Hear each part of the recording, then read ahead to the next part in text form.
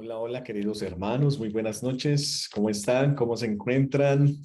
Hola, Janet Gallardo, Juana María, querido hermano Jorge Alberto Bustamante Buenas noches. Iglesias.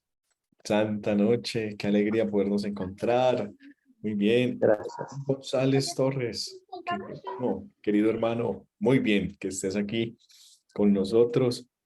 Darwin, querido hermano y Francisco de Asís, buenas noches. ¿Cómo estás, Saludos, hermano? hermanito. Buenas noches. Hola, hola. A ver, buenas noches, Alejandro, Franklin Villacrés. Qué bueno que estén aquí conectaditos en este miércoles 2 de agosto, Buenas noches. en donde vamos a hacer nuestra última entrega de este módulo sobre la teología como ciencia de la fe, la teología como sacra ciencia. Hoy vamos a hablar pues, de algunos aspectos muy importantes que nos van a ayudar a cerrar este módulo para después entrar al módulo de la unidad y pluralidad en la teología. Dentro de 8 días, pues espero poder acompañarles en esa experiencia de la unidad y pluralidad de la teología para dar inicio al nuevo módulo del mes de agosto. Aunque ya estamos en agosto, feliz mes para ustedes también. Feliz mes. Nosotros siempre me acostumbraron, como estuve en el convento con los agustinos y se celebra San Agustín de Hipona el 28 de agosto, un mes dedicado a San Agustín de Hipona. Entonces, feliz mes de San Agustín, feliz mes de la teología también, este hombre al que le debemos muchísimo de lo que predicamos en la actualidad. ¿Cómo les ha ido? ¿Cómo se sienten? ¿Qué tal? Cuéntenme un poquito antes de iniciar, me interesa a ustedes. ¿Cómo van? Janet, ¿cómo estás tú? Enciende el micrófono. Buenas noches, José. ¿Cómo Buenas estás? noches. Bien. Bueno, bendito Dios, sí, en medio de mucho frío que está acá en nuestro país, pues sí, gracias a Dios, todo bien. Sí, te cuento que también ahora es la aparición de nuestra Madre de la Merced, a nuestro Padre Fundador, San Pedro Nolasco, hoy 2 de agosto. Y luego el 10 de Ay, agosto, fundación de la Orden Mercedaria. Sí, 2 de agosto, el 10 de agosto de 1218. Ajá, uy, 805. uy, qué Ajá, bendición. No sabía sí, eso. Muchas gracias. ajá. Sí, eso. Muy bien. Bien, atenta a las clases. Bueno, Gracias. muchísimas gracias. No, a ti, bienvenida, muchas gracias. En Ecuador, ¿cierto? Si no estoy mal. Sí, Ecuador. Ya. Es porque en México Juana María está allá con el ventilador, el abanico, el aire acondicionado, ¿cierto? A todo lo que da. Está muy caliente aquí, como estamos como a 36, yo creo, no sé Uy, cuánto tenemos, pero sí está bastante, a 37 grados estamos ahorita, Wow. uy, ha subido bastante, Dios mío. bastante. Yo, yo espero llegar mañana allá al Distrito Federal con la gracia de Dios. Vamos a ver. Ya No, estoy acá, le va a ir cerca del bien, aeropuerto. lo van a tratar muy bien, va a ver. El lío es que yo, como soy rolo de tierra fría, así como Janet Gallardo de tierra fría, Eso. no, la tierra caliente lo achicopala a uno ahí en verano. Pero bueno, muy bien. Qué rico. ¿Qué más experiencias, así como Janet, que celebra hoy los 805 años de la fundación, de El la 10 de aparición? agosto es la fundación. Ajá. Hoy es la aparición de la Santísima Sí, Virgen, Nuestra Señora de la Merced, a San Pedro Nolasco. sí. Ajá. Qué bendición, bueno, la Madre del Señor apareciéndose a un hombre santo para fundar la Sí, orden qué mercedaria. cosa más hermosa, sí. Ajá. Y el 10 de agosto, Janet, ¿qué se festeja? La fundación de la Orden Mercedaria ya, justo el 10 de agosto de 1218. Bueno, Ajá. 800, es decir, 805 años también. Sí, ajá. Bueno, muy bien. ¿Qué Redentores de cautivos desde ahí, desde el comienzo. Ujú. redentores de cautivos? Ve, bonito ese apelativo, ese nombre, esa nominación, redentores de cautivos, Sí, por eso, trabajando José, te siempre. comento, voy más de 20 años trabajando en la cárcel. Ujú. Dios mío. El carisma de nuestra orden es ese. Ujú. Y tú perteneces a la tercera orden, ¿cierto? Como laica Eh, consagrado. sí, pero también a la pastoral penitenciaria. Ajá. Bien. A la pastoral penitenciaria. Se les dice personas privadas de libertad, ¿cierto? Sí, personas privadas de libertad. Ajá. Bueno, sí, porque decirles reos o decirles presos, eso ya es discriminatorio. Es discriminatorio, sí, por eso se resolvió usar la palabra privados de libertad, tanto en hombres como mujeres. Ujú. Ujú. Bueno, pues una Me gran llamó la experiencia. atención, me llamó la atención la fecha 10 de agosto, porque yo un 10 de agosto de 1973 contraje matrimonio. Por eso me llamó la Se atención. unió. Ay, qué lindo, Vea, tantos años. el Qué lindo. 73 vas a cumplir ahorita mismo. Ay, ¿cuántos años de casada? A ver, hagamos la No, el 10 de cuenta. agosto, 50 años hubiera 50, cumplido los 50. 50, pero no, ya estoy viuda. Desde hace 7 años que estoy viuda, pero Llegan a me ser los casé un 10 de 47. agosto, un 10 de agosto. Fíjate que Ay, qué la orden mercedaria, pues muy bonito, con mucha trascendencia esa fecha. Bueno, exacto, con mucha trascendencia. bueno, pues entonces nos vamos a poner en las manos de Dios Todopoderoso para saber terminar este módulo que nos ha acompañado durante este mes de julio y está el principio de agosto. Vamos a ponernos en las manos del Todopoderoso en el nombre del Padre y del Hijo y del Espíritu Santo. Amén. Señor de la vida, Señor de la vida.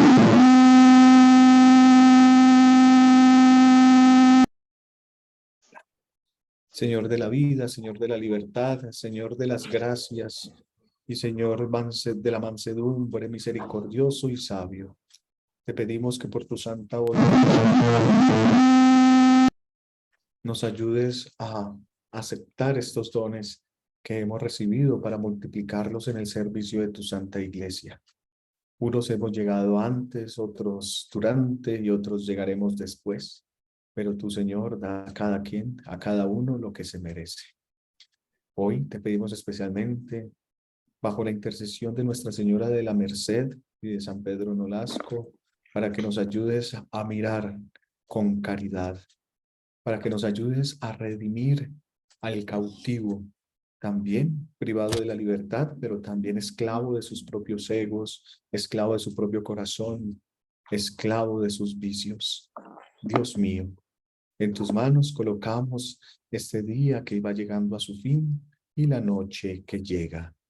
Gloria al Padre, al Hijo y al Espíritu Santo, como era en el principio, ahora y siempre, por los siglos de los siglos. Amén. Nuestra Señora de la Merced, ruega por nosotros. Nuestra Señora de la Merced, ruega por nosotros. San Pedro Nolasco, ruega por nosotros. En el nombre del Padre, y del Hijo, y del Espíritu Santo. Amén. Muy bien. Te silencié, Elías. Espero me escuches bien, porque al activar tu micrófono suena un ruido como si tuvieras un retorno. Entonces, no sé si sea tu celular, por eso te silencié 2 veces durante la oración. ¿Ese ruido también lo sintieron ustedes? Sí. Ah, bueno, entonces pensé que había sido yo. Bueno, como bien es sabido, entonces estamos en el módulo de la teología como fe. Bienvenida. Bienvenidos a los que han llegado, María Prieto, Carmen Vázquez, bienvenida. Y vamos entonces a entrar, Muchas gracias. permítame que yo tenía abierto por acá, pero ahora al darle compartir no me muestra la ventana. Debe ser que la confundí. Aquí, ya, sí. Entonces hemos estado hablando de la ciencia teológica. Para recordar y empatar en lo que veníamos hablando, mis queridos hermanos y hermanas, voy a presentar aquí lo que ustedes han venido viendo. Muy bien. Entonces esto ya lo vimos, que fue lo último que vimos la última vez. Y vamos a ver cómo la ciencia teológica pues tiene una condición científica que parte de unos principios revelados, que también tiene un campo de estudio que se centra en la realidad y en esa autocomunicación de Dios en la persona de Jesucristo. es importante, hermanos, sobre todo cuando queremos ser apologetas, es descubrir que nuestro Dios es un Dios revelado. Hoy hablaba con una señora que me decía, es que no importa, lo importante es hacer el bien, no importa en qué creas, y es cristiana de misa.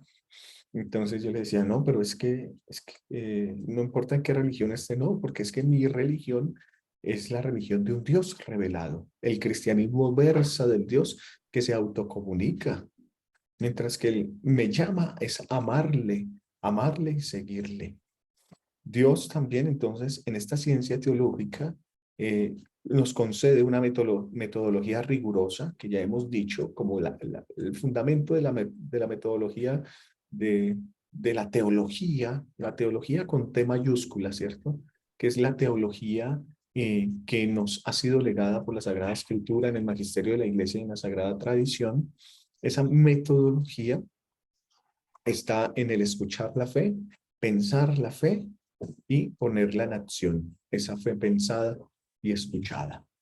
Tiene esa metodología muy rigurosa que nos pone pues esos principios y esos axiomas. Se esfuerza también en mostrar la homogeneidad a través de la historia, la homogeneidad a través de la universalidad misma de la religión, ¿sí? Somos una religión católica con muchos estilos, pero también les digo una cosa, hay tantos conceptos de hombre como hombres y mujeres hay. Hay tantos conceptos de persona como personas hay. Por lo tanto, podríamos entrar en un subjetivismo, en decir pues que Dios se acomoda a nosotros a nuestro gusto. Entraríamos en un subjetivismo pecaminoso y herético al decir que nosotros, que Dios no tiene una homogeneidad y nos corrige dentro de la comunidad eclesial. Ya seríamos casi que protestantes. No, y el magisterio de la iglesia, como lo hemos visto, nos concede exponer y cuidar la fe a lo largo de la historia con los concilios, los papas, para tener esa homogeneidad y corrección. Este esfuerzo incluye, pues, las determinaciones entre las afirmaciones teológicas que tenemos como dogmas de fe, que tenemos bastantes, ¿sí? Los dogmas de fe, la experiencia religiosa, tanto personal como comunitaria. Esto sí, pero es que la experiencia religiosa personal se ve discernida en el ámbito de la iglesia, es decir, en la asamblea, en eclesialidad. La experiencia religiosa no me lleva a apartarme, no me lleva a ensimismarme, sino que la experiencia religiosa me ayuda a compartir con el otro esa experiencia de Dios riquísima. Y es ahí donde yo voy siendo también evaluado por la misma comunidad para ser corregido, para revisarme y corregirme y así poder caminar hacia la perfección del amor. Tenemos también que tiene una condición científica porque los conocimientos que obtienen son comunicables de manera ordenada y sistemática. Por lo tanto, ya lo vamos a ver en el próximo módulo, que cuantas teologías pueden haber se ordenan de manera sistemática, todos en el dogma cristológico. Por eso la cristología va a ser muy importante. Cuando nosotros estudiamos en una universidad la teología, entramos a el primer semestre de introducción en teología, después entramos a teología, a revelación y fe, y luego entramos a cristología, que es como ese seguimiento que tenemos. Y para ver cristología, pues se necesita como ese prerequisito para poder entender cómo Dios se ha revelado, tener como esta breve introducción a la teología. Porque la teología en toda su unidad pues tiene diferentes formas de versar que en últimas pues llevan al Dios revelado. Por eso los dogmas, decíamos, son un punto de partida, sobre todo los dogmas cristológicos. Parte de la reflexión sobre la fe en Jesucristo nuestro Señor y llegan a la reflexión de la fe en Jesucristo nuestro Señor. Por eso los dogmas no se contradicen. Y los dogmas tienen un contenido de verdad que sí admite preguntas para ampliar su conocimiento a través de la historia, que permiten a la teología ser ciencia del desarrollo histórico e intelectual de esa verdad. También sabemos que la teología tiene que ser humilde. La teología tiene que ser sencilla y ser consciente de que tiene límites. Aquí apelamos, pues, a la misma razón. Decimos, ahorita vamos a leer un documento de la Fides Ratio de San Juan Pablo II, juntos, pero dice que la razón es limitada e ilimitada a la misma vez, que tiene un límite y tiene su versión ilimitada. ¿Por qué? Porque la teología, la razón se pregunta constantemente, pero es ilimitada cuando se pregunta por el ser trascendente. Ese ser trascendente le da rigor a este logro que viene impuesto por la presencia del misterio. Es totalmente inabarcable y por las limitaciones del lenguaje, pues nosotros no podemos conocer muchísimo del misterio. Aquí algunos comunicadores, como este libro que estoy leyendo, que comencé hoy, por acá lo tengo, que corresponde pues a lo mismo como comunicador, pues necesito estar, se llama Palabra y Silencio. Palabra y Silencio. Es de un sacerdote dominico español que se llama Felicísimo Martínez Díaz, y cómo Dios habla en los silencios. Me gusta mucho y cómo comunica su palabra. Me parece muy interesante. Pero sobre todo me parece muy interesante el silencio de Dios en la teología apofática.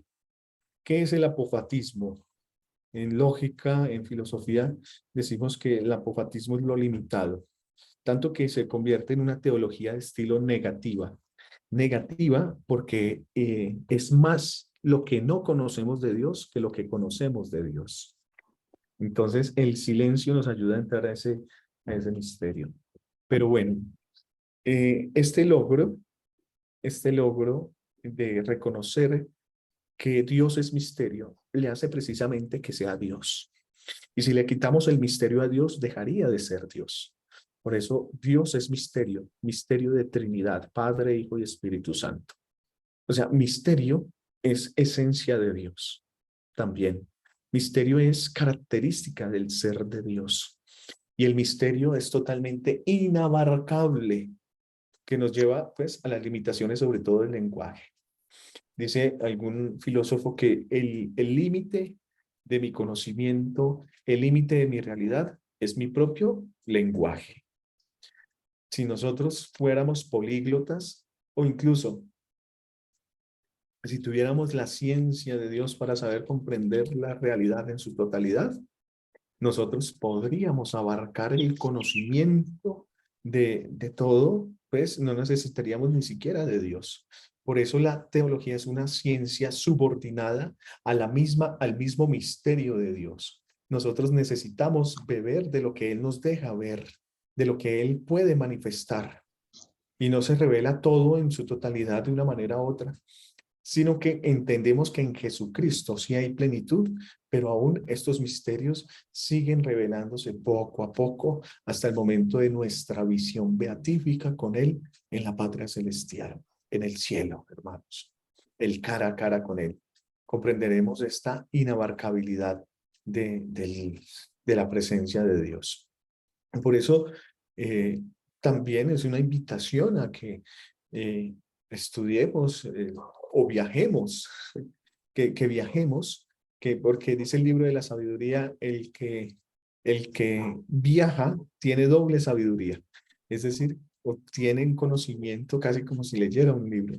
Y el estar en contacto con otra lengua, esforzarnos a entender cómo racionalizan desde otras culturas de habla inglesa, habla alemana, habla pues de otras lenguas que nosotros desconocemos, pues nos va llenando también de esa riqueza. No nos alcanzará la vida. Bueno, tenemos una esperanza que es el cielo. Entonces, aquí es que entra el tema de la ciencia, y la ciencia pues se vuelve limitada, pero al dar el salto al vacío, el dar el salto a la fe, se vuelve ilimitada. Podríamos decir que es una oportunidad para la misma razón.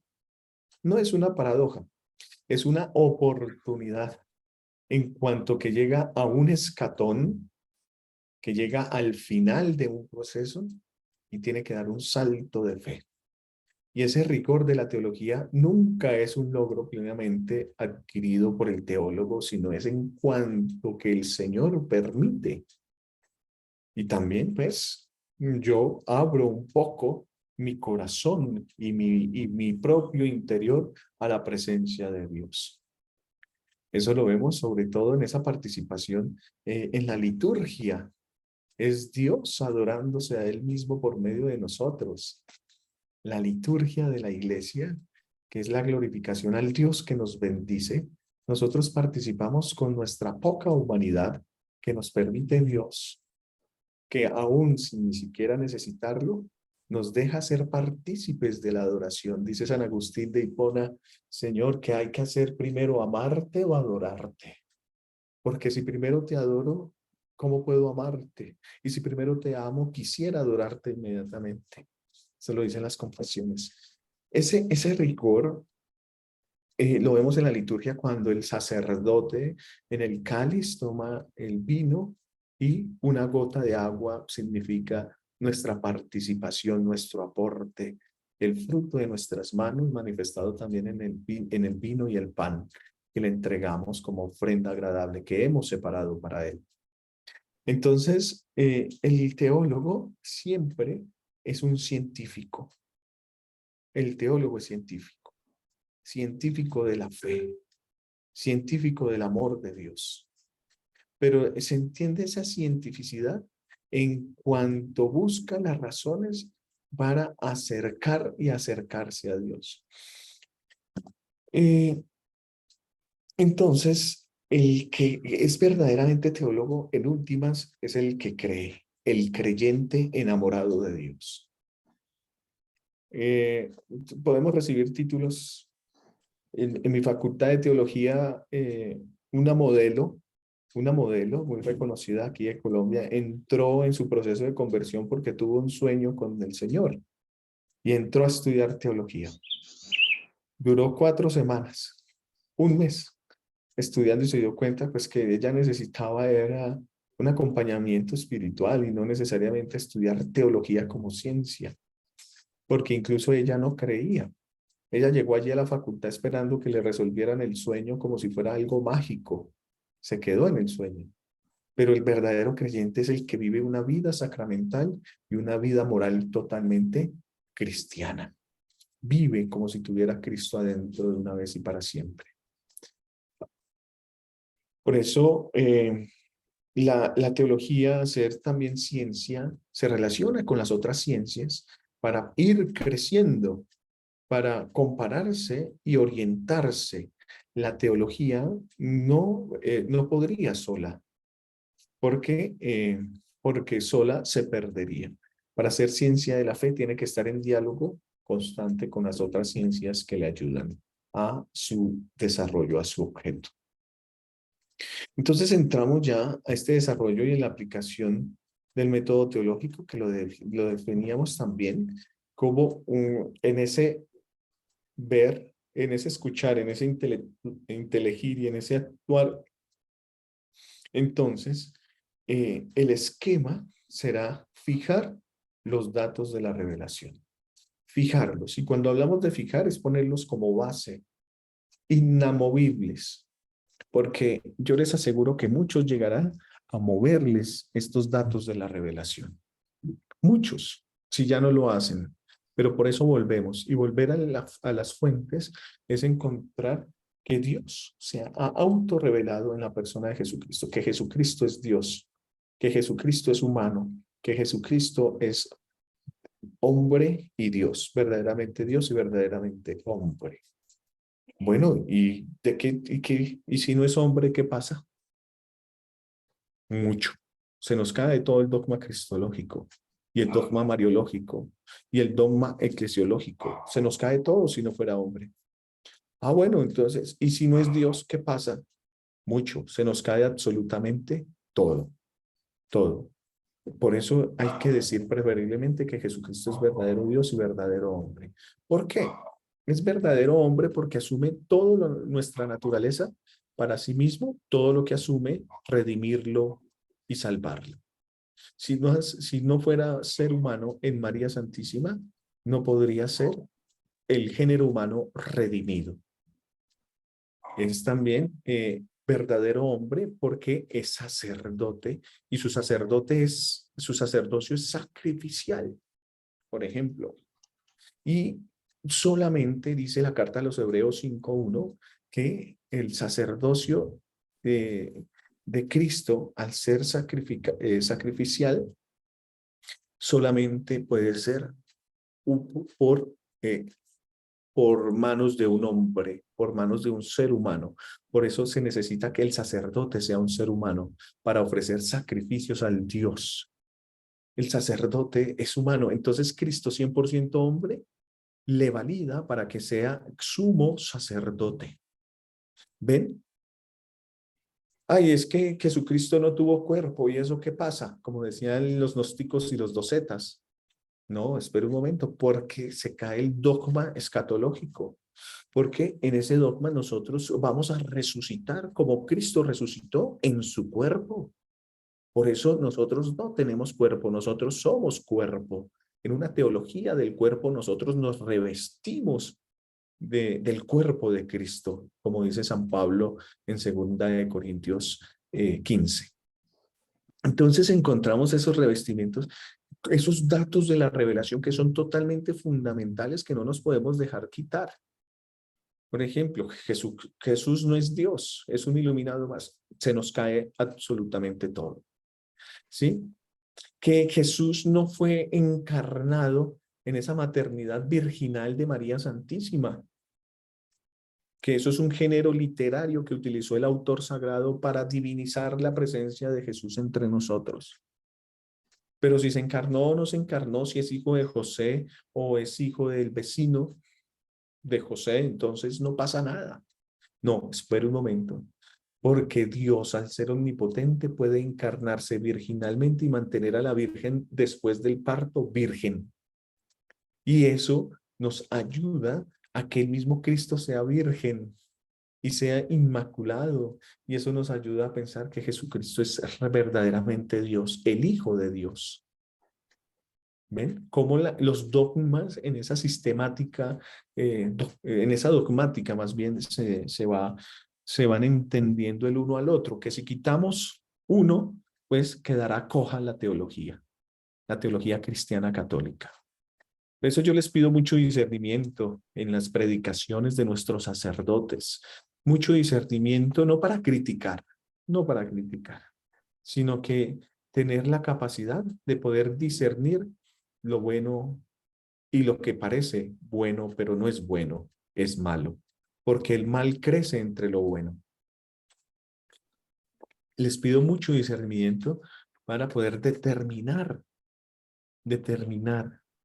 las cuestiones que esos datos nos suscitan en sí mismos o relación con la experiencia creyente del hombre en relación al mundo. Nosotros no odiamos el mundo. De hecho, nosotros nos construimos en el mundo como iglesia. El mundo, lo secular, puede tener diferentes nociones, ¿cierto? El mundo es referencia del pecado, el mundo es referencia del ataque, el mundo es referencia del mal. Sin embargo, también está la noción de que es en el mundo en donde Dios realiza su obra creadora. Es el mundo el compartir con nosotros. Es el mundo que también es creación y que anda con dolores de esparto esperando la segunda venida de nuestro Señor Jesucristo.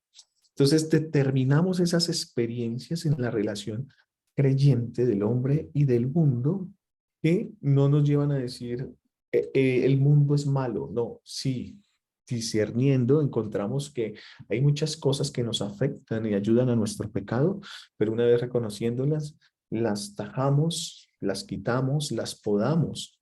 Sin embargo, rescatamos siempre, pues, el ser creacional de Dios. Así que estos datos que se suscitan, por ejemplo, en esto de la teología de la creación que les estaba hablando, pues tienen que ver con mi propia experiencia creyente. Para poder fijar los datos de la revelación, yo necesito creer para poder entender, para poder luego reflexionar sobre estos datos, para poder acercarme a la realidad. El determinar como esquema metodológico me ayuda a ver con los ojos de Jesús, a ver la realidad con ese jorao, como dice San Juan, para poder reflexionar sobre esos datos. Y pues tenemos diferencias de variedades extraordinarias, de opciones metodológicas totalmente concretas a partir de estos esquemas. ¿Qué tenemos? Pues en ese desarrollo de aplicación del método teológico tenemos unos presupuestos totalmente necesarios y que podemos ir concluyendo en este acercamiento que estamos teniendo y que les coloco acá. El primero es tener una recta concepción de la teología como fe que busca entender. Una fe pensada. La teología es ciencia teológica porque se piensa, lo cual exige a su vez la realidad de un Dios vivo que actúa libremente en la revelación de la historia y se acepta y percibe en el acto de creer. Dime entonces, ¿en qué teología crees? Si crees en una teología contextual, como muchas experiencias que tenemos nosotros aquí, pues que es totalmente válida, ahorita que vamos a ver unidad y pluralidad de la teología en este módulo que viene, pero necesitamos tener sobre todo fijar algo, no dejarnos quitar que la teología es una fe que busca entender. También la teología busca constantemente y quiere encontrar la verdad. La verdad. La verdad. ¿Y qué es la verdad? Es la realidad. ¿Y qué es la verdad aún más de la realidad? Es Jesucristo, una persona. La verdad es una persona. Ego sum veritas. La verdad es Jesucristo. Yo soy el camino, la verdad. Entonces, a la verdad llegamos por medio de la razón que está iluminada por la fe. Porque es Dios quien nos ayuda a encontrar la verdad. Por eso somos colaboradores de la verdad, como dice Ratzinger, basado en San Juan. Colaboramos en la verdad. Pensamos la verdad. Queremos la verdad. Buscamos la verdad. Nos la pasamos toda la vida queriendo y ansiando la verdad, porque la verdad es bella, la verdad salva, porque la verdad es unidad, la verdad es el ser de Dios. La verdad. Yo te invito para que si tienes ahora una mentira que sostener, momentos de error también que llevan a distorsionar la verdad en tu vida, te acerques sobre todo en el sacramento de la reconciliación a buscar y encontrar la verdad. Te invito para que vivas una vida sacramental. No te quedes únicamente con estos contenidos, sino que los aterrices a tu vida, a tu ser, a tu forma de vivir, a tus deseos, a tus pasiones, a tus sueños, a tus esperanzas, pero sobre todo que aterrices esto a tu pecado, para que desde allí Dios te pueda acoger una vez más y resucitar. También, dentro de este método teológico, ha de ser un tipo de filosofía que acepte la realidad del mundo y no entienda la fe como mera creación de la conciencia religiosa del creyente. Ser cristiano no es una filosofía de la religión, en donde el ser humano adopta libremente o no una religión. No. Ya hemos dicho también que el ser religioso es innato al mismo hecho de ser humano que tenemos nosotros. Es una dimensión del ser humano ser religioso. Y ser religioso es tener un vacío en nuestro interior. El ser religioso es vernos faltos de amor. El ser religiosos es preguntarnos por qué o quién puede llenar ese vacío que yo tengo en mi propia vida. Y el ser religioso me lleva a pensar en un ser trascendente, que en mi libertad yo puedo otorgar, pues, perdón, yo silencio acá. En mi libertad, yo puedo optar por acoger o no un estilo moral, un estilo con normas, un estilo que me va llevando también a contemplar la verdad que se llama iglesia. Iglesia. Por eso somos libres, porque escogemos con libertad caminar y nos confirmamos en el Señor. Pero la realidad tiene que ser vista desde esa conciencia religiosa del creyente. Por eso todo acto que tenemos nosotros, todo lo que hacemos primero y ante todo es por amor de Dios y como Él lo quiere. Todo por amor a Dios y como Él lo quiere. Antes de llegar a hacer una lectura de la realidad, pedimos la fuerza del Espíritu Santo para que nos ayude a ver lo que se necesita y nos confiamos en Él. No se trata solamente de una filosofía que va buscando descubrir por qué el mundo es el mundo, por qué la realidad del mundo es así y no otra. Por eso la fe nos ayuda iluminando nuestra conciencia religiosa para adoptar a la presencia de Dios y decir, desde aquí puedo hacer un método teológico que me ayude a estar, por ejemplo, leyendo la Sagrada Escritura en comunidad. Aquí hay una experiencia en Bogotá, no sé si ustedes la hayan conocido, se llama Casitas Bíblicas.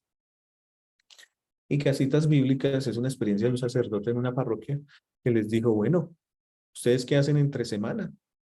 Porque yo veo que no vienen a misa entre semana, solamente los domingos, entre semana, ¿qué hacen? Pues, ¿por qué no se reúnen en las casas de sus cuadras, de sus barrios, y leen la Biblia, a ver qué les dice la Biblia? Y estas personas comenzaron a reunirse entonces en una casa, llegaban 7, 8 personas de alrededor y encendían una vela, leían el texto y después comenzaban a interpretarlo pidiendo la fuerza del Espíritu Santo. Y entre todos se corregían y hablaban de ese texto bíblico. Casitas bíblicas, un método laical, un método de encontrarse creyente, pidiendo la fuerza del Espíritu Santo para leer la Sagrada Escritura y hacer la vida, hacer la realidad. Eso apela a la conciencia religiosa del creyente. Y es un método que nace del contexto, que nace de las narrativas. No hay un sacerdote diciéndoles, no, es que según San Agustín el texto bíblico tiene que leerse así. No, es que el método histórico crítico es esto. No, no hay nadie allí que tenga el liderazgo. Casitas bíblicas es eso, es reunirse y escuchar cómo actúa el Espíritu Santo en la vida de esa persona. Por ejemplo, leer el texto de la samaritana, dame de beber. Y entonces las señoras, como decían, yo le doy de beber a mi hijo cuando él llega cansado, le tengo agua, le tengo jugo, le tengo un fresco, algo para darle, y ahí yo le estoy entregando mi amor, así como Jesús quiso que la samaritana, y comienzan unas interpretaciones totalmente diferentes a las predicaciones como muy doctrinales de la iglesia. Es una metodología que nace de la narrativa, que tiene un método totalmente ascendente, de abajo hacia arriba para encontrarse con Dios.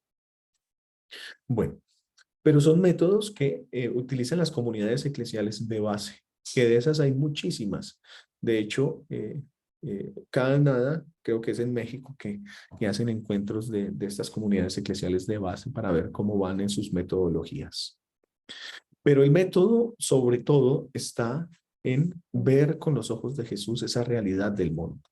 Este método debe ser además un procedimiento de integración de elementos experienciales, ¿sí? De mi propia vida, yo como José Villalobos, a mí que me dice en mis vicios, en mis hábitos, en mis virtudes, en mis 38 años de edad, en mis deseos, en mis depresiones, en mis sufrimientos, en mis enfermedades. ¿Qué me dice a mí? Ese elemento también hermenéutico de interpretación que yo veo en el texto bíblico y cómo me lleva a pensar para poner en acción dentro de un marco eclesial.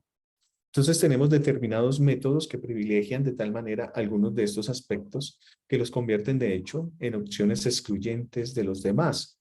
Algunos dicen, no, pues entonces Casitas Bíblicas no acepta que venga un comentario de un sacerdote con respecto al texto bíblico. Nosotros mismos hacemos los comentarios desde nuestras propias sabidurías, desde sabidurías campesinas, desde sabidurías de la cocina, desde sabidurías del hogar.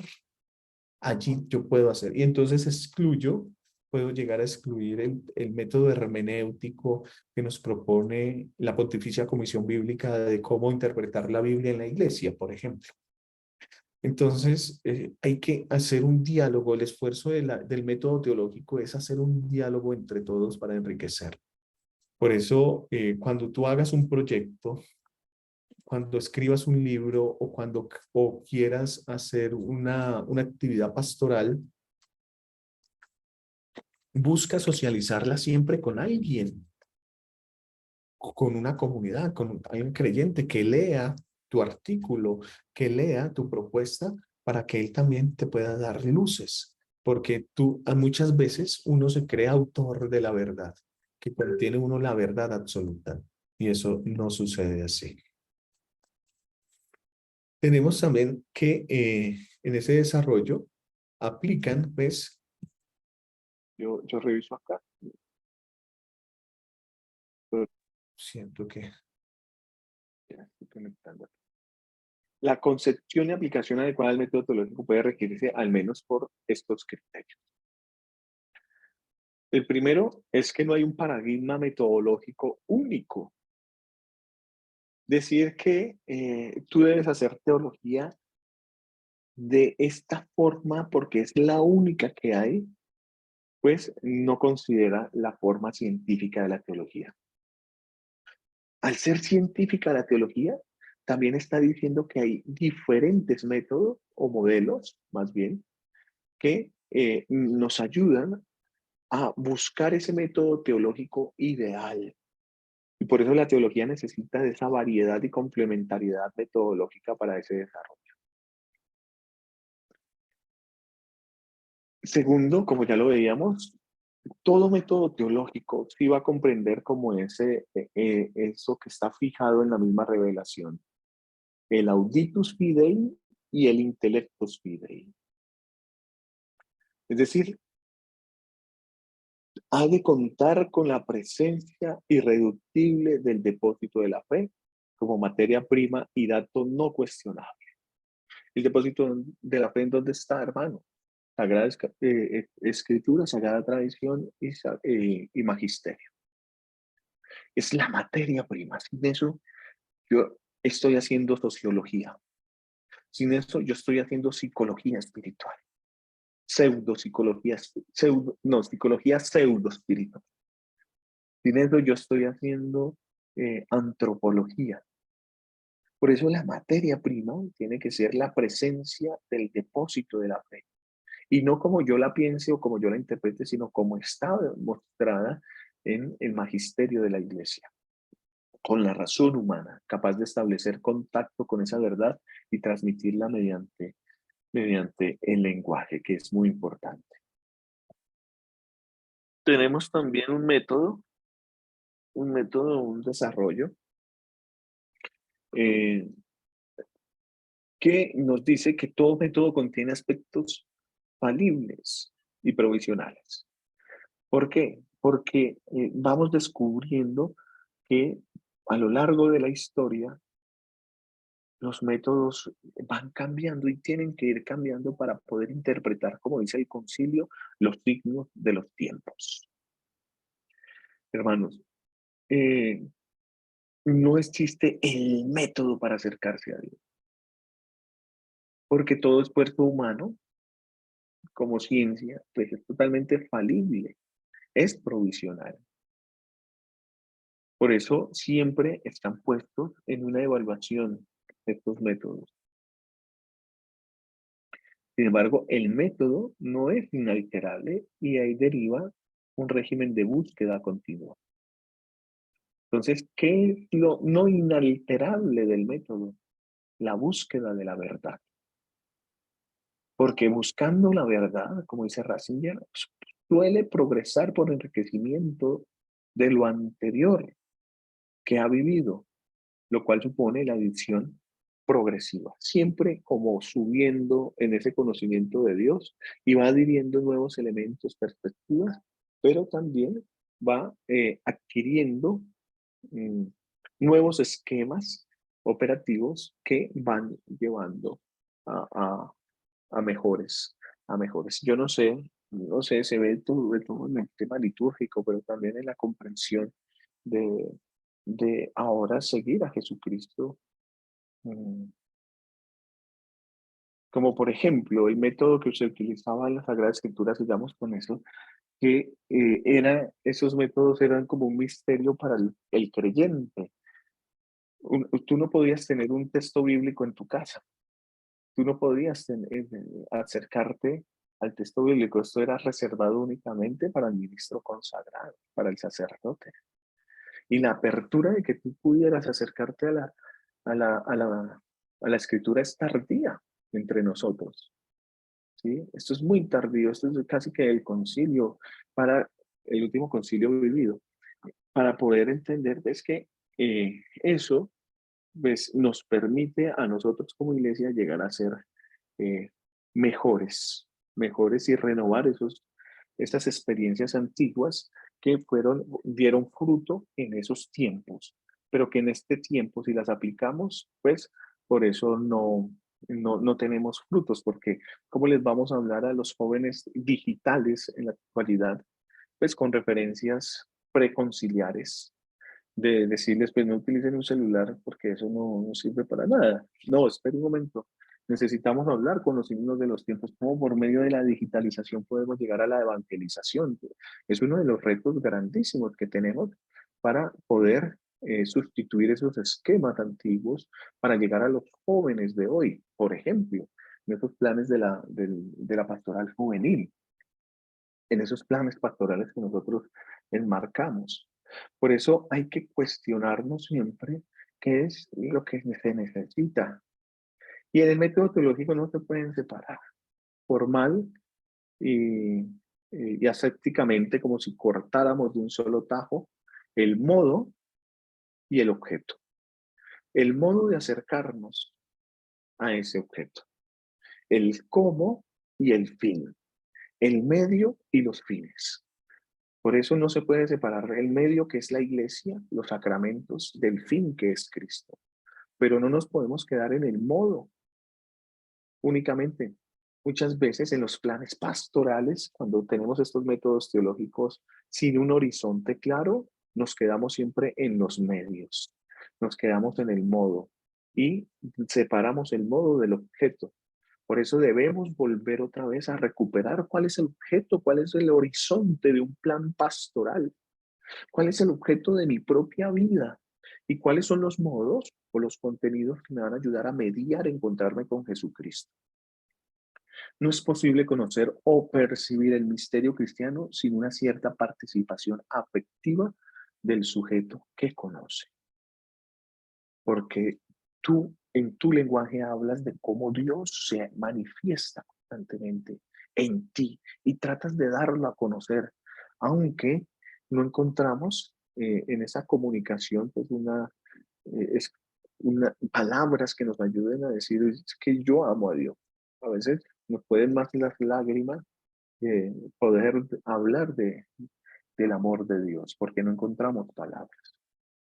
Por eso ese sujeto que conoce, pues ayuda en cierta manera en su participación dentro de la comunidad a percibir el misterio que es Cristo nuestro Señor. Bien, encontramos también que el método, el objeto nunca es, en teología, un producto del método, como si lo encontramos en las ciencias exactas. No sé si se comprenda esto, pero a lo que voy es que nosotros no estamos creando o disponemos ya de llegar a decir que si utilizamos estos medios, estos recursos, vamos a descubrir verdaderamente quién es Dios y vamos a descubrir el átomo primero que creó Dios para podernos hacer a nosotros. No, el objeto es condicionante, es decir, el objeto, ¿quién es? Dios. Y a Dios, Dios nos condiciona en su manera eh, de, a nosotros de encontrarle. Nosotros no le condicionamos a él. Por eso, vive al margen de los procedimientos usados para aprenderlo. Apelo a sus inteligencias en este momento para poder ir pues, a estos pensamientos abstractos y espero que esté quedando algo así sea mínimo. Finalmente, el método teológico incluye necesariamente la consideración de la incidencia de la doctrina cristiana en la vida del creyente. Es decir, esto que estamos haciendo nosotros está calando de una manera impresionante en ustedes. Pero a mí se me es, y les he manifestado también, me es muy fácil hablarle a ustedes que son cristianos, que ya tienen una experiencia de fe, que viven y tratan de buscar y hacer la voluntad de Dios nuestro Señor, al ser yo, pues, en irle a poner un método teológico a una comunidad atea, a una comunidad musulmana, a una comunidad que no quiere creer en Dios. Entonces, ¿cómo me le acerco? Por eso, yo debo acercarme en primera instancia en esa incidencia de que yo soy creyente y que en la comunidad y en la sociedad yo doy dando testimonio de vida. Es decir, no se desarrolla a nivel puramente mental o abstracto, sino que esto lleva siempre a la acción. Tiene en cuenta la experiencia espiritual, trata de enriquecer la vida cristiana y busca establecer contacto con la cultura. Eso es teología. Es una experiencia espiritual que enriquece la vida cristiana y busca establecer contacto con la cultura para desarrollar la presencia de Dios. Aún sin tener contenido, sin decirlo, nuestra sola presencia tiene que hablar por sí misma. Vamos a ir ahora, Dios mío, Señor. Estoy que recibo mensajes en WhatsApp. En WhatsApp. Permítame, yo silencio ese sitio. 18 mensajes ahí en un grupo. José, Bien. disculpa, ¿puedes ampliar un poquito lo último? Lo último es, a ver, permíteme. Voy otra vez a este. El método teológico, ¿es eso? Sí, Janet. Sí, ese mismo.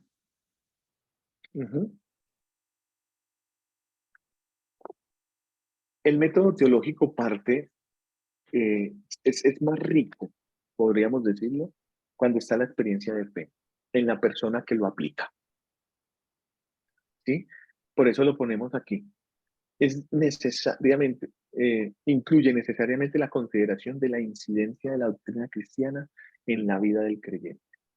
Entonces, si hay fe, yo cuando vivo un acercamiento a una comunidad para darles a conocer metodológicamente lo que es teología, más que información, yo doy formación por medio de mi testimonio de vida, por medio de mi fe pensada, por medio de los contenidos doctrinales fijados, determinados y reflexionados en mí para acercarme a acompañar a alguien, para acercarme a escuchar espiritualmente, por ejemplo, se hace necesario pues que haya una incidencia de la doctrina cristiana, que yo me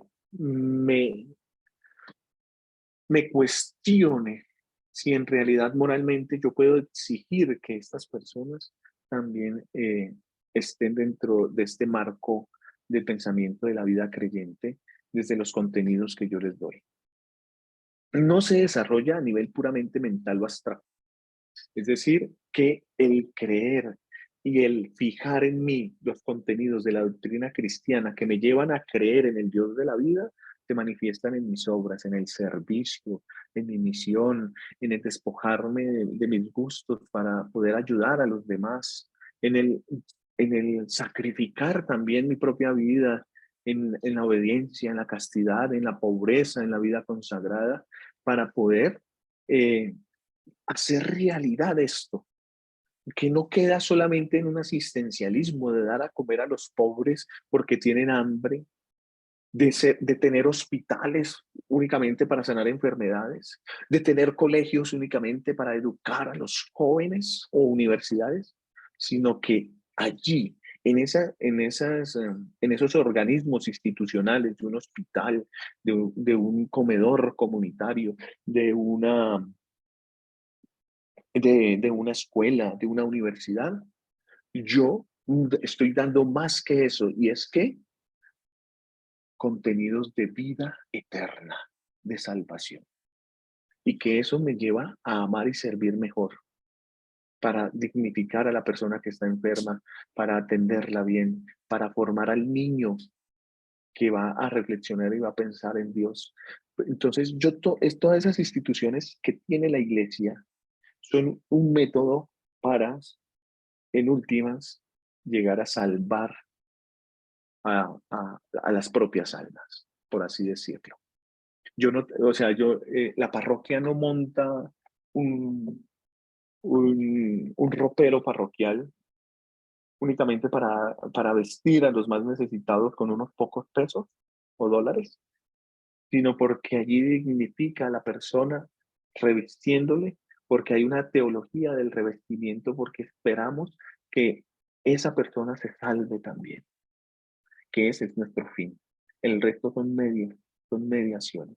Por eso, esto tiene en cuenta, primero, la experiencia espiritual de nosotros, porque desde ahí, desde esa experiencia espiritual, enriquecemos nuestras obras, nuestros quehaceres, que se llaman vida cristiana, y buscan transformar nuestra comunidad, nuestra realidad.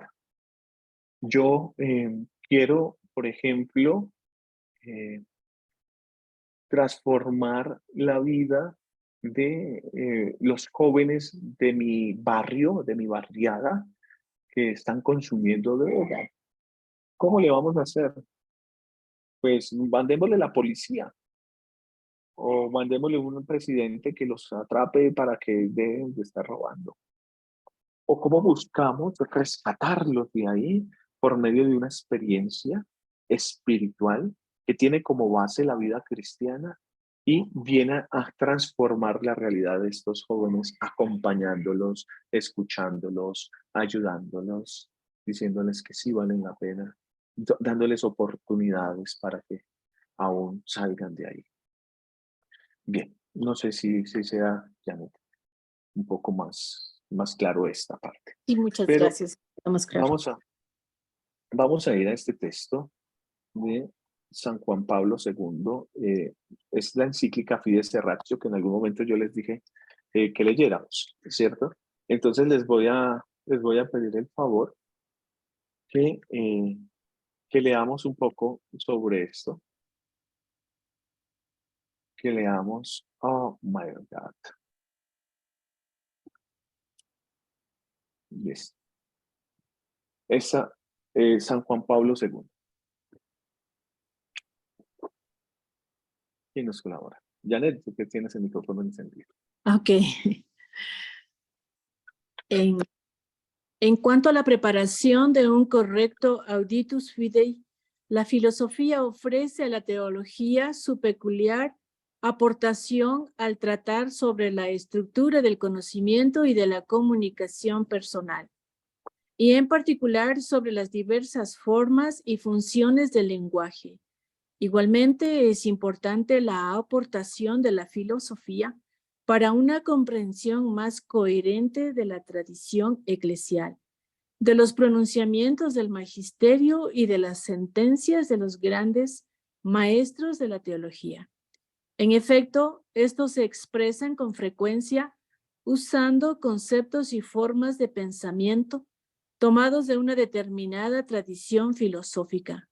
En este caso, el teólogo debe no solo exponer los conceptos y términos con los que la Iglesia reflexiona y elabora su enseñanza, sino también conocer a fondo los sistemas filosóficos que han influido eventualmente tanto en las nociones como en la terminología, para llegar así a interpretaciones correctas y coherentes.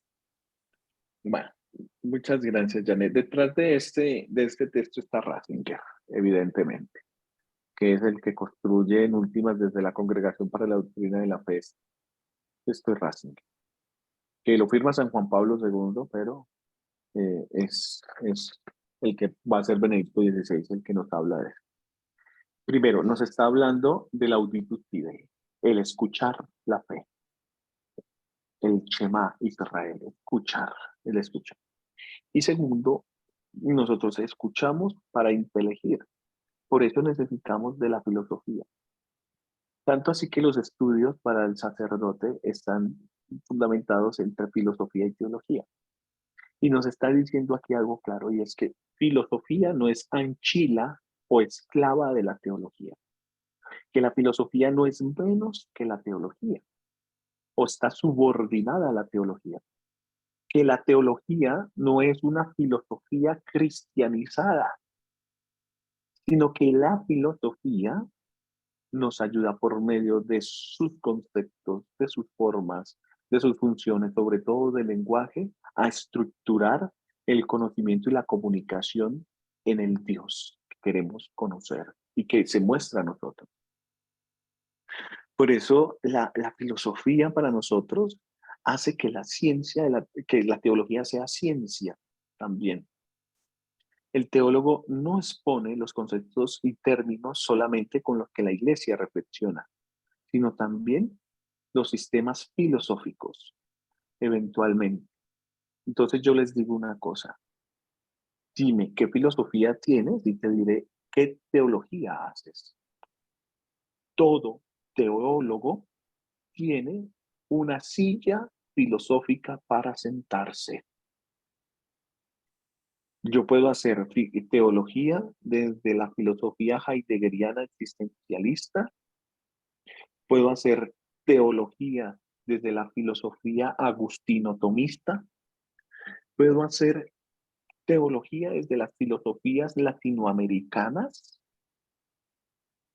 y le doy todo el andamiaje y la argumentación lógica entre el lenguaje para hacer que se haga de una comprensión más coherente.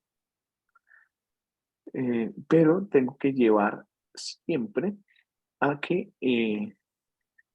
a discernir estas nociones filosóficas para poder atacarlas desde ahí cuando son incorrectas, llevan al error, son incoherentes. Bien, entonces la filosofía se convierte en parte fundamental para la teología en cuanto se colaboran mutuamente, no porque una sea más que la otra.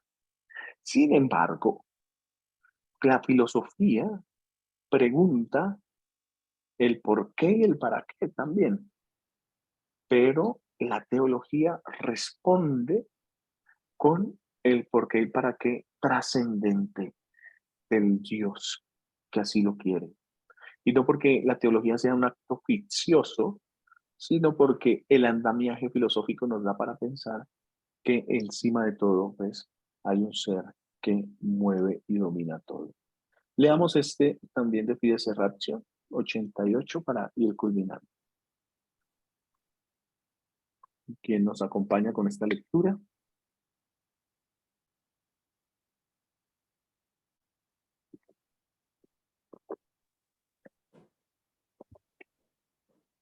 Válidas otras formas de conocimiento que no sean las propias de las ciencias positivas, relegando al ámbito de la mera imaginación tanto el conocimiento religioso y teológico, como el saber ético y estético. En el pasado, esta misma idea se expresaba en el positivismo y el neopositivismo, que consideraban sin sentido las afirmaciones de carácter metafísico. La crítica epistemológica ha desacreditado esta postura, que no obstante vuelve a surgir bajo la nueva forma del cientificismo. En esta perspectiva, los valores quedan relegados a meros productos de la emotividad y la noción de ser es marginada para dar lugar a lo puro y simplemente fáctico. La ciencia se prepara a dominar todos los aspectos de la existencia humana a través del progreso tecnológico. Los éxitos innegables de la investigación científica y de la tecnología contemporánea han contribuido a difundir la mentalidad cientifista, que parece no encontrar límites, teniendo en cuenta cómo ha penetrado en las diversas culturas y cómo ha aportado, y ahí me quedé porque aparecen las fotos, y cómo han aportado en ellas cambios radicales. Muchas gracias, Juan. Bueno, pues entonces para entender esto, cientificismo es diferente a ciencia, ¿sí? El cientificismo nos dice que pensar en Dios, en algo trascendente, en algo metafísico, no tiene sentido. ¿Perfecto? Entonces el cientificismo lleva a desacreditar la idea de Dios, de que existe un Dios. Y por eso a esto ayudan pues los mismos filósofos positivistas y neopositivistas, que lo que buscan siempre es la evidencia palpable. Bien. ¿Qué nos dice el neopositivismo y el positivismo? Que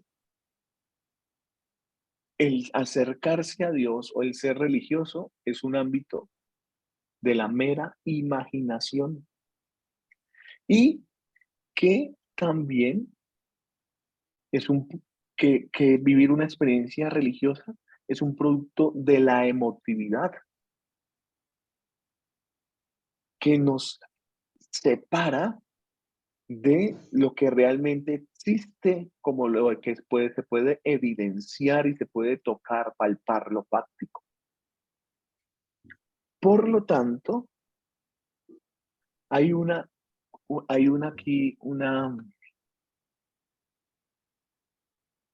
diferencia entre cientificismo y ciencia. La ciencia sí ayuda a que el ser humano tenga un progreso y sobre todo un progreso tecnológico, ¿sí? De la tecné. Podemos tener éxitos en investigación científica, curación de enfermedades, descubrimientos de partículas y demás. Sin embargo, este pensamiento también ha ayudado a decir que Dios no existe. ¿Sí? Por eso, siempre hay que tener en cuenta que en qué estamos. Si estamos en un desarrollo que es totalmente técnico, que nos ofrece una mentalidad cientificista, por ejemplo, en lo transhumano, en querer vivir eternamente, en el encontrar la fuente de la eterna juventud por medio de lo químico, entonces eso es una mentalidad totalmente cientificista. La investigación científica sí lleva al desarrollo del ser humano, pero cuando esa investigación científica se queda solamente en sus propios medios, se vuelve cientificista. Por eso, parece que esta experiencia parece no tener límites. Entonces, negar a Dios es no tener límites Y esto ha estado inmerso y va a seguir inmerso en nuestra propia cultura y ha hecho que tengamos cambios radicales, por ejemplo, la manera de ver la realidad de nuestros jóvenes, que es totalmente diferente, es un poco cientificista del vivir el ya, el ahora, porque después no va a haber tiempo para seguir viviendo. ¿Sí? Entonces, esto nos dice con respecto entre la fe y la razón, el numeral 88. Ahí nos acercamos a leer estos contenidos de la fe en la teología como ciencia. No sé qué haya quedado, si se haya aprehendido o llegado como a alguna conclusión para poder seguir caminando, como por ejemplo, pues poder decir que sí podemos afirmar que la teología es ciencia, que tenemos unos argumentos actuales que nos hacen pensar que la teología no es ciencia, pero vamos siempre al origen, que es la Sagrada Escritura, el magisterio, la Sagrada Tradición, por ejemplo, lo que explicaba Santo Tomás sobre el carácter científico de la teología, que no se queda solamente en lo especulativo, y que podemos concluir pues que la teología se da es porque en últimas es una vocación de Dios. Y toda vocación en la fe es de Dios, obviamente. Pero el ser teólogo es estar en vista de, como lo es Ratzinger, como en vista de defender y manifestar la fe constantemente. Bueno, creo que no tengo más palabras.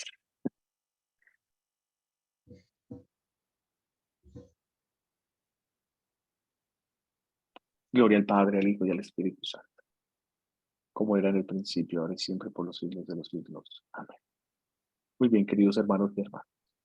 Me voy porque me tengo que ir a escatología y nos encontramos dentro de 8 días en la gracia de Dios para iniciar ese ejercicio de la unidad y la pluralidad de la teología.